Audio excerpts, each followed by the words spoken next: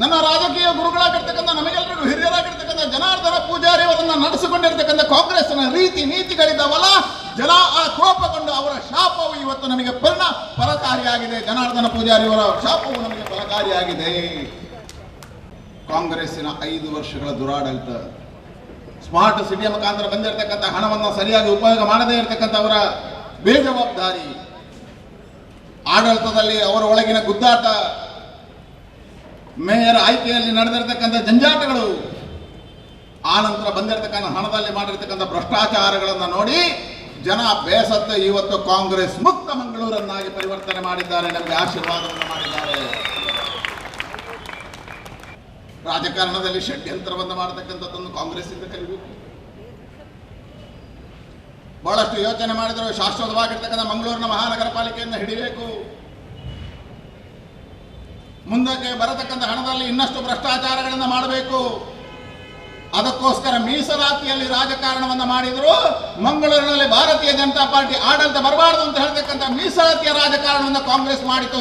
ಆದರೆ ಜನ ಕಾಂಗ್ರೆಸ್ಗೆ ಬುದ್ಧಿಯನ್ನು ಕಲಿಸಿದ್ರು. ಮೀಸಲಾತಿಯಲ್ಲಿ ರಾಜಕಾರಣ ಮಾಡಿದ್ರು ಸಮೇತ ನಾವು ಭಾರತೀಯ ಜನತಾ ಪಾರ್ಟಿಯ ಜೊತೆ ಇದ್ದೇವೆ ಅಂತ ತೋರಿಸಿದ್ರು.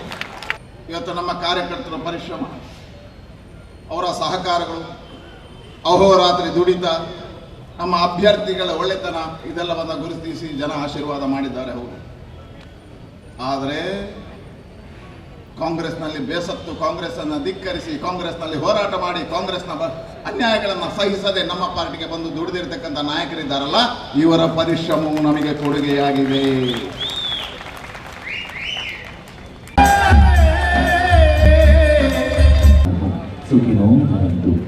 ಯಾರ ಭಾಗದ ಸಂಘ ಇತಿಹಾಸದಲ್ಲಿ ಅಲ್ಪ ಮತದಲ್ಲಿ ಸೋಮದಲ್ಲಿ ಅಭಿನಂದಿಸಿ ಒಂದೇ ಮಾತ್ರ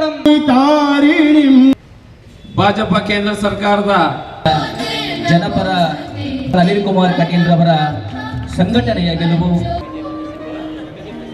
ಅಭ್ಯರ್ಥಿ ಆಶಾ ಡಿಸಿಲ್ವ ಮುಂದಕ್ಕೆ ಇದ್ರೆ ದಯವಿಟ್ಟು ವೇದಿಕೆ ಬರಬೇಕು.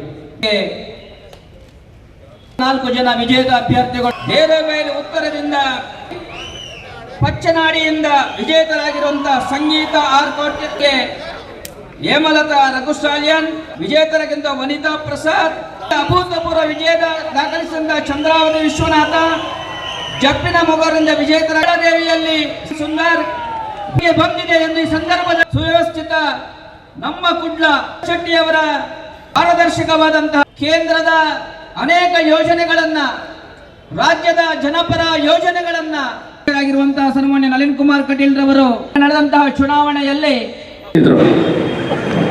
ಆ ಪಕ್ಷದ ಮೇಲೆ ನಂಬಿಕೆ ಇಟ್ಟು ಜನ ಮತ್ತೆ ಬಂದಂತ ಕಾಂಗ್ರೆಸ್ನಿಂದ ಯಾವುದೇ ಒಂದು ಅಭಿವೃದ್ಧಿ ಆಗಲಿಲ್ಲ. ಭ್ರಷ್ಟಾಚಾರ